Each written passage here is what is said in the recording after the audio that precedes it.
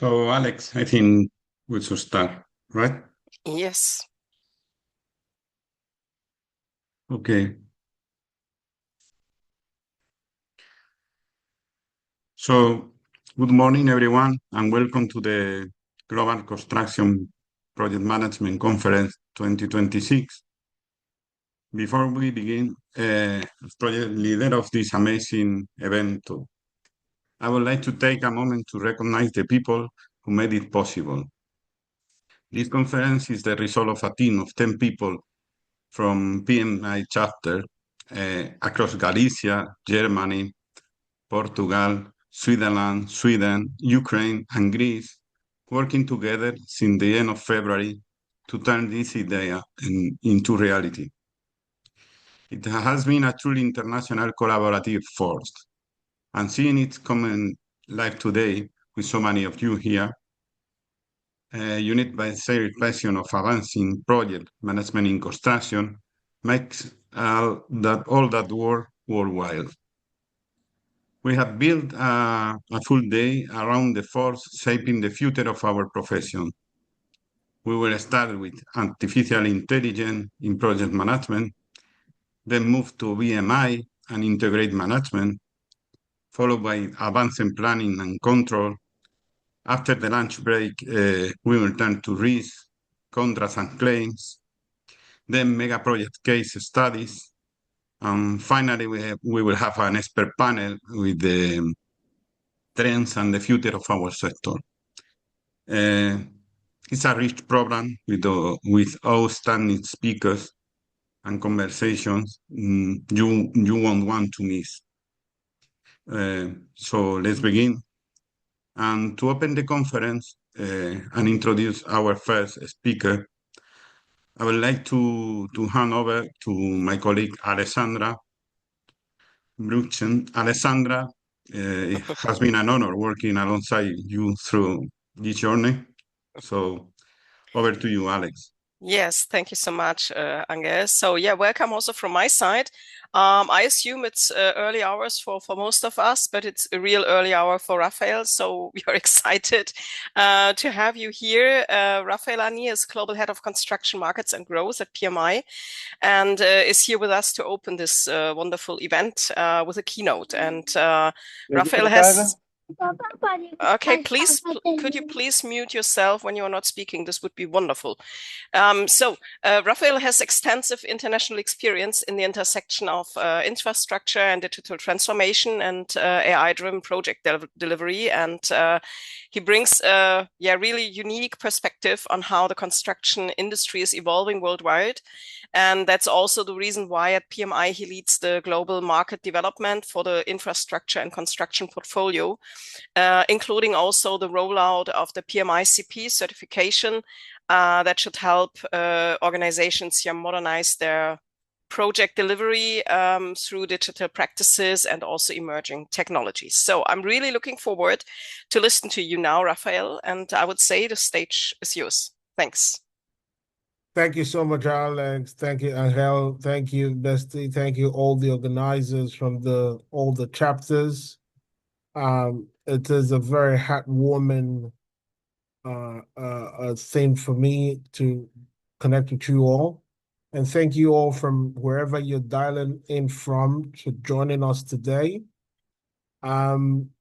It's also good to see that the community within Europe and globally, especially in the space of construction project management, is growing. And if you permit me, I would like to use a presentation to convey the message of today, because I think it's one that will resonate with a lot of people and one that I think will spark a lot of thought in the industry. And what I want to start with is this wonderful number, massive number of $40 trillion. Think about that figure, $40 trillion. By the way, that's what they expect our industry to be worth by 2040. So let me put it into perspective. The 2023 official figure from McKinsey showed that construction was tracking at about 23 trillion. And in just over a decade and a half, we are expected to grow to a $40 trillion economy. Now, for everybody in this call, that is a big number. and the question is, how do we get there? And I would like to make a point here that you will agree with me that the problem we have in construction is not work. Because if we are going to deliver 40 trillion by 2040, it is not the opportunity we're talking about. It's, are we going to be able to deliver that? And to answer that question, I look at what we're doing today. If we continue the way we're working today, the productivity compared to other industry, you can see that construction at the bottom there has only maintained a productivity growth of only about 0.4%.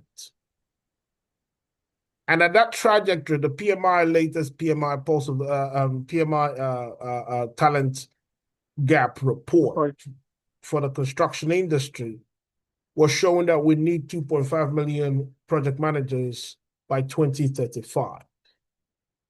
But even at that rate, with the current way of working, we will struggle to hit that number. So it is actually exciting for me because other industries are firing people. Our own industry is showing that we have a lot of work to be done. And the question now is, how do we do it?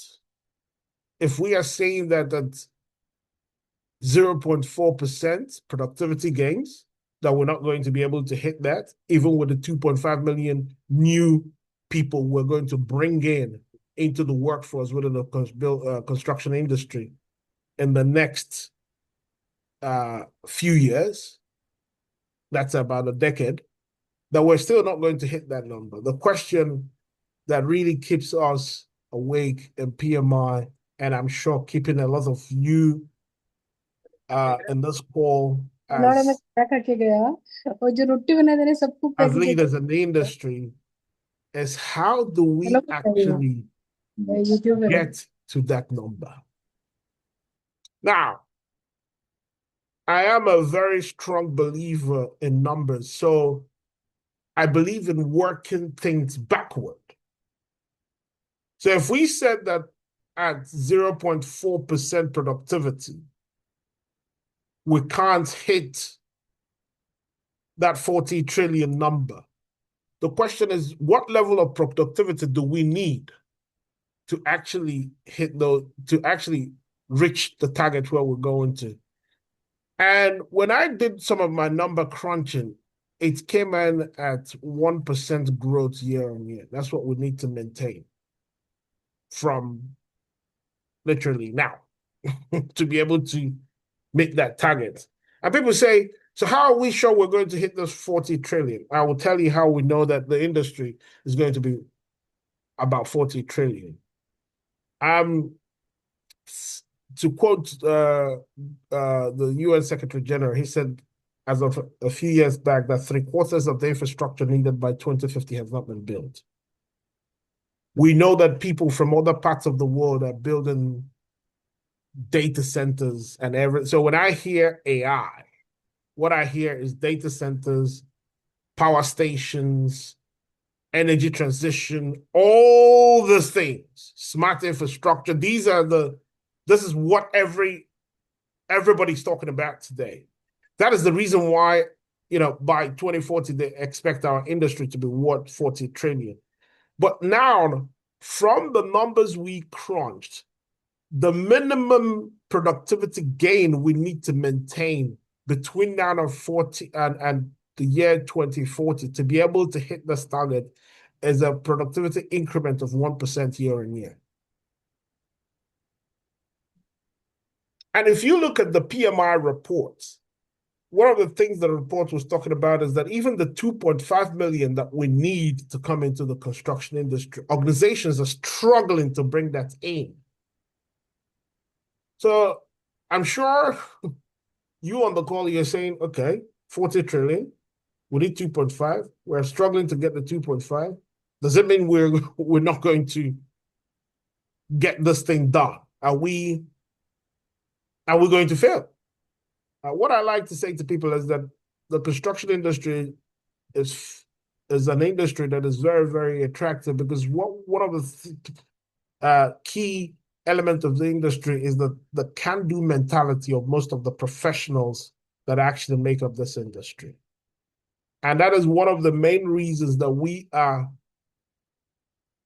keen and invested in the sector, knowing that the industry is one that is dogged and naturally pushes to deliver. So what we are seeing is that to hit this target of increasing or maintaining a 1% improvement on productivity year on year, we fundamentally need to rethink a few things. And I captured it in my own research in 4 main areas. Number one is that we have to industrialize. And when we say industrialize, of course, we're in industry. Construction is the bedrock of industrialization. But it's just that we now need to rethink a few things. And I'll go deeper in this in further slides. It's the concept of modular construction, the way we actually think about how we build projects.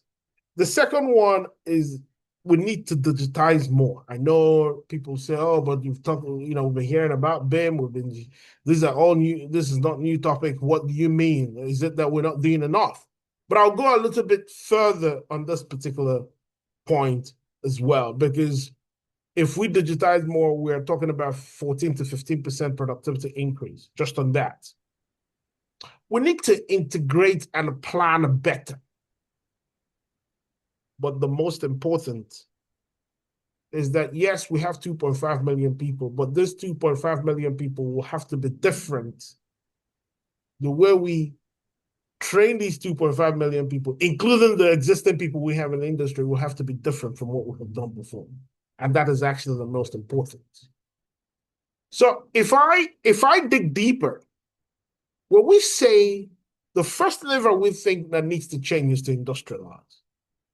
So we believe that we need to start looking at projects more from a product point of view. We would need to learn what people are doing in the digital space and bring it into what we do. I know that we are very amazing people, build the most complex projects in the world, but we will need to spend more time to find the similarities. And dare I say, find a consistent way to modularize the way we build our projects. We'll have to find out how to move some off-site, do some on-site, and actually how to share the way we're going to do work. But then you will say to me, well, we can't manage even the way we're doing work today. What of now talk of when we now break them down into further breakdown, into smaller work packages that this person is doing this person is doing, and now have people doing things off-site and on-site. How can we actually manage all that complexity? Well, this is one of the key reasons, or one of the key things we will be talking about today, the different ways of working. But this is one of the biggest areas we see, single biggest area we see a lot of improvement happening. And of course, some countries have started doing it more than others.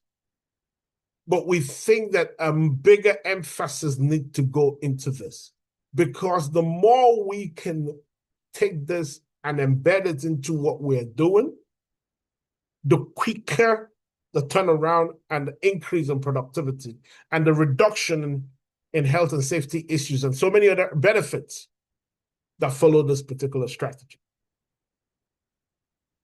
But for us to deliver it properly, it goes back to the points I was making earlier, and you see it's come back again and again. We need people that actually understand this concept. The second thing is that we all know that AI is the fashionable word now in everywhere. You know, it's the most used term. But we believe we need to digitize more. And people will talk about BIM, okay, that data, that. What I think is where we are going is where we need to break our work down and crystallize it such that we can identify what could be automated, what can be human-driven, but we use the concept of the human in the loop. That's the main thing. But break that work down that we eke out more that could be automated and more that could be used with artificial intelligence. And I know that a lot of the topics that we will be covering today is in this particular area. So I am confident that we will go into specifics on how to apply AI in our workforce.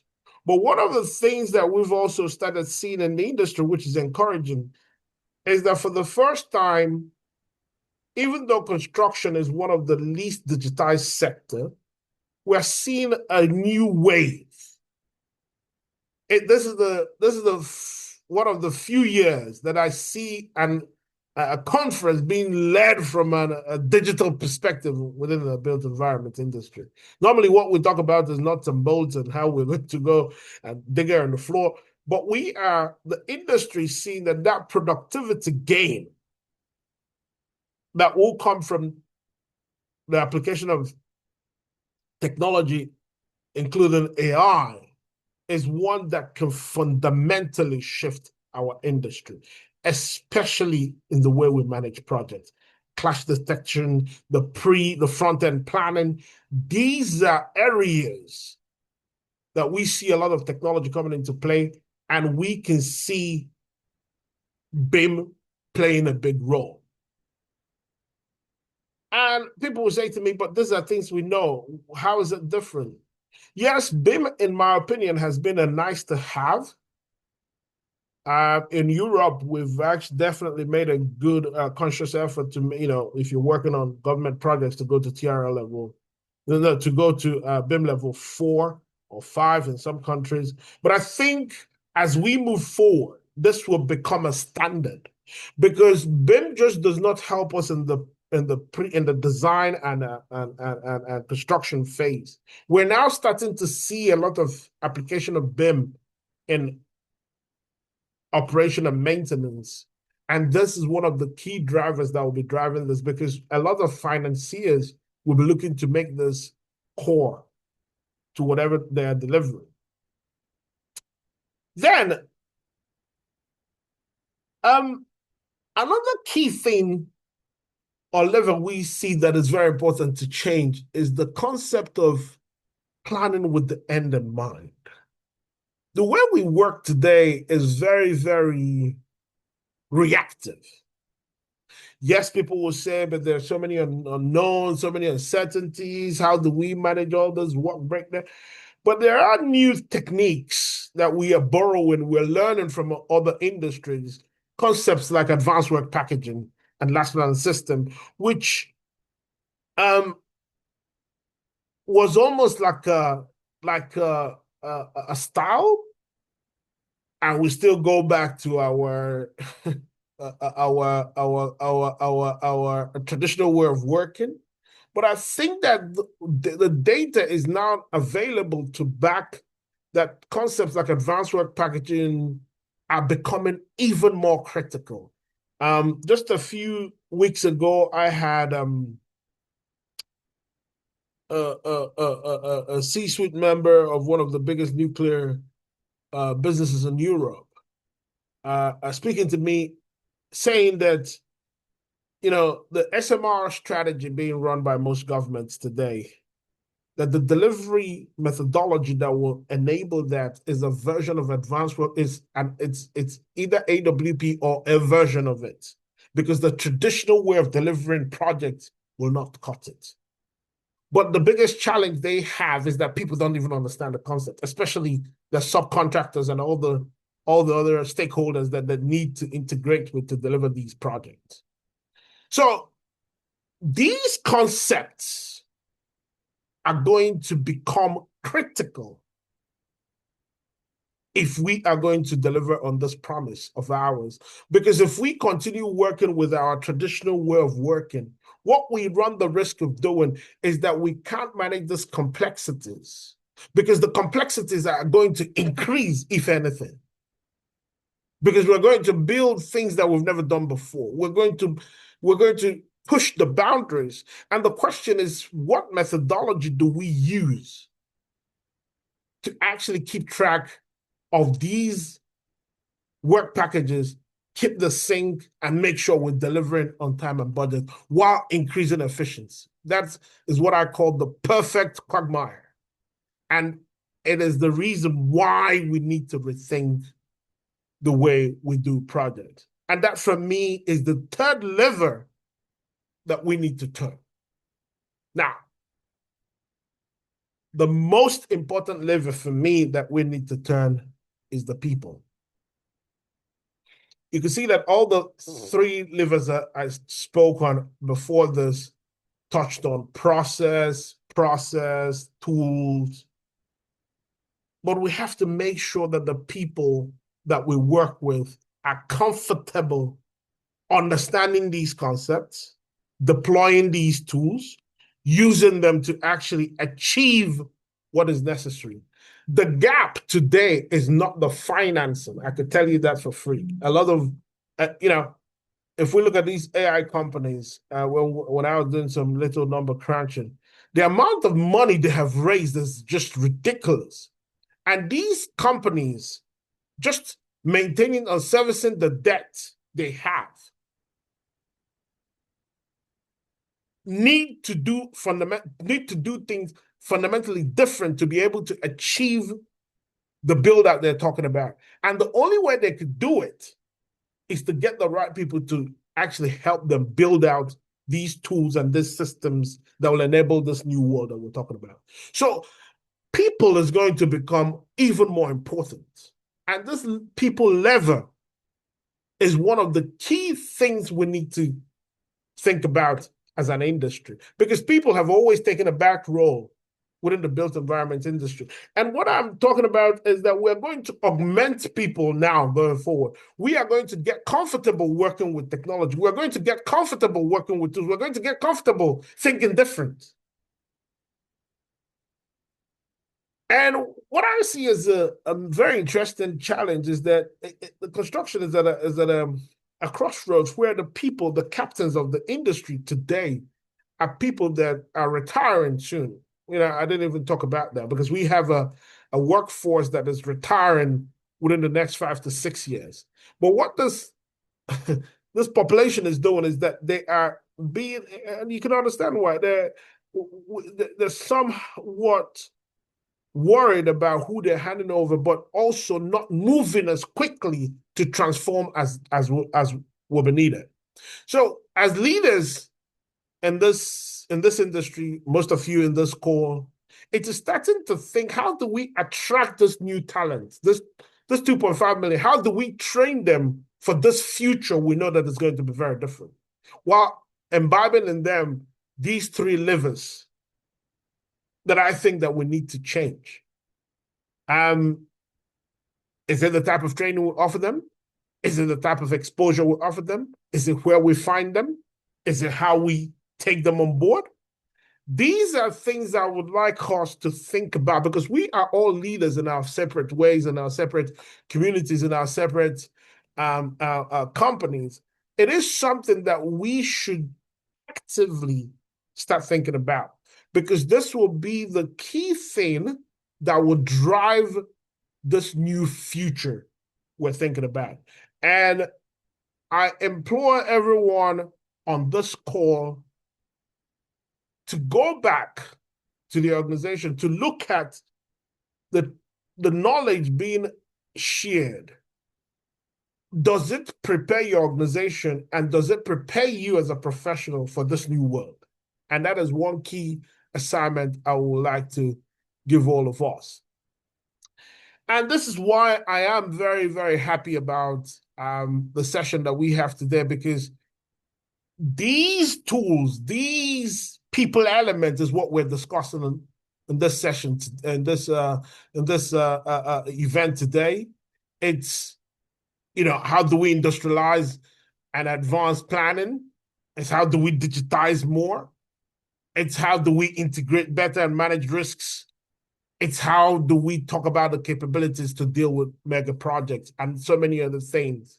So for me, it's a very big and exciting time within the built environment industry, because for the first time, people are becoming important again. It's no more a nice to have thing on the people aspect. It's becoming frontal to what we are trying to do.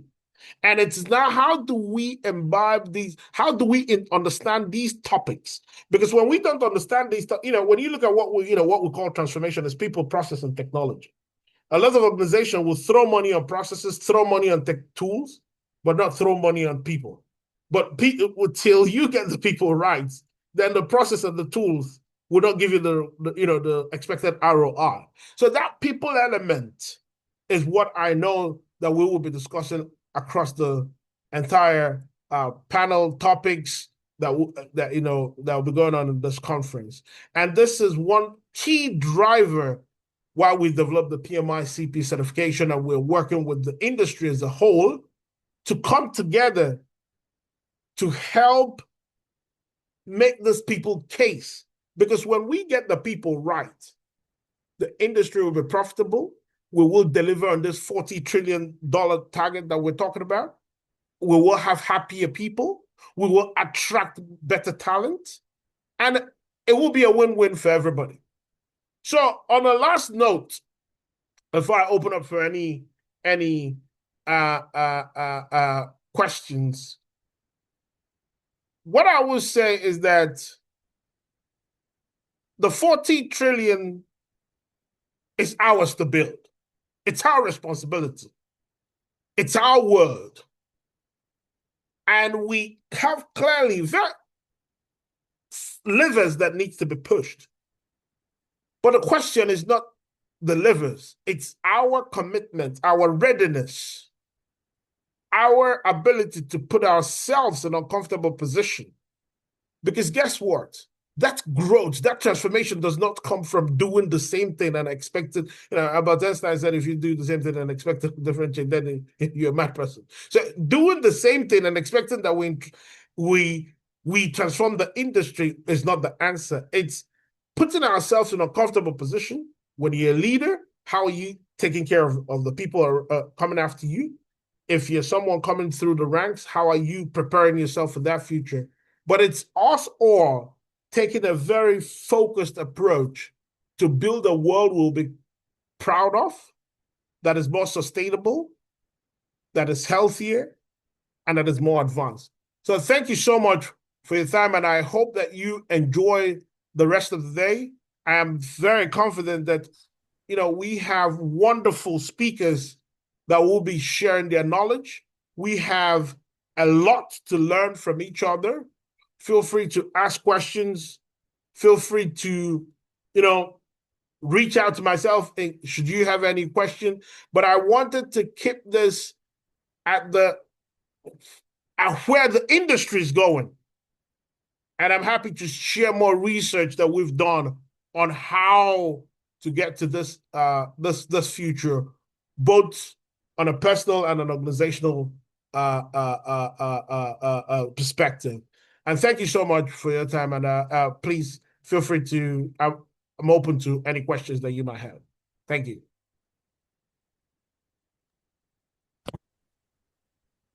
Thank you so much, Raphael. So now I'm not sure, Angel, will you